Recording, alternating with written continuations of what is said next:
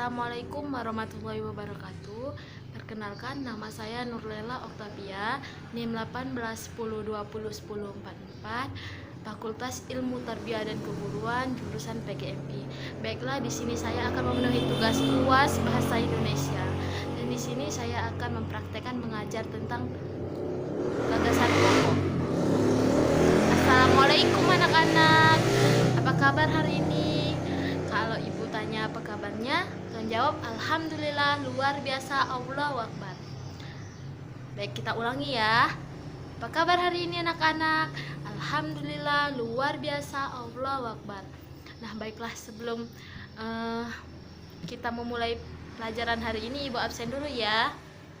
Keisa, Windy, Bayu, Yeni, Zahra, ya, hadir semua ya anak-anak.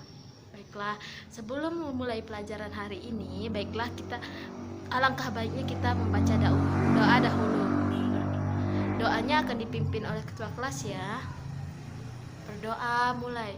Bismillahirrahmanirrahim. Alhamdulillahirabbil alamin. Arrahmanirrahim. Maliki yaumiddin. Iyyaka na'budu wa iyyaka nasta'in. Ihdinas siratal mustaqim. Siratal ladzina an'amta 'alaihim ghairil maghdubi 'alaihim waladdallin. Amin.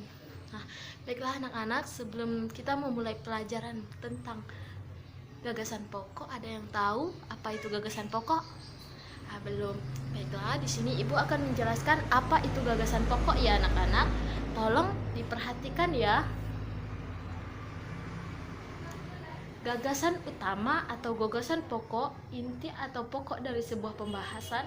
Gagasan utama biasanya merupakan kalimat dalam paragraf. Dengan kata lain, gagasan utama merupakan kalimat yang menjadi dasar dari sebuah penjelasan atau pengumbang dalam sebuah paragraf. Yang kedua di sini, gagasan utama, pokok intinya sebuah pembahasan. Gagasan utama berupa kalimat paragraf. Nah, yang selanjutnya ibu akan menjelaskan ciri-ciri gagasan utama ya. Yang pertama yaitu terdiri atas satu kalimat yang utuh berdiri sendiri. Yang kedua, dibentuk tanpa kata sambung atau transisi. Yang ketiga yaitu tersusun atas topik pembahasan utama yang dapat dijelaskan lebih lanjut.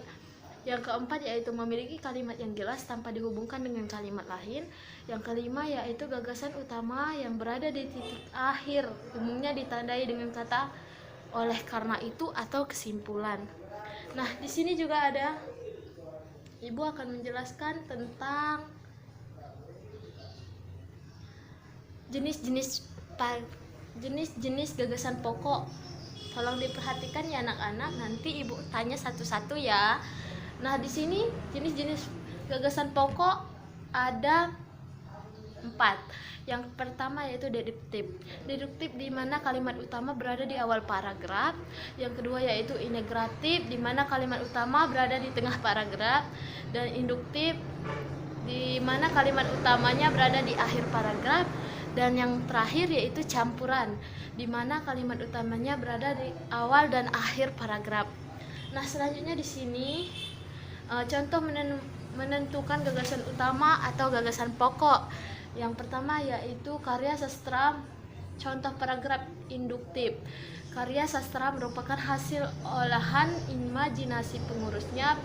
Pengarangnya harus membebaskan imajinasinya agar hasil karyanya berkualitas tanpa daya imajinasi. Yang kedua yaitu contoh paragraf campuran. Beberapa tips belajar menjelang ujian akhir nasional yaitu UAN.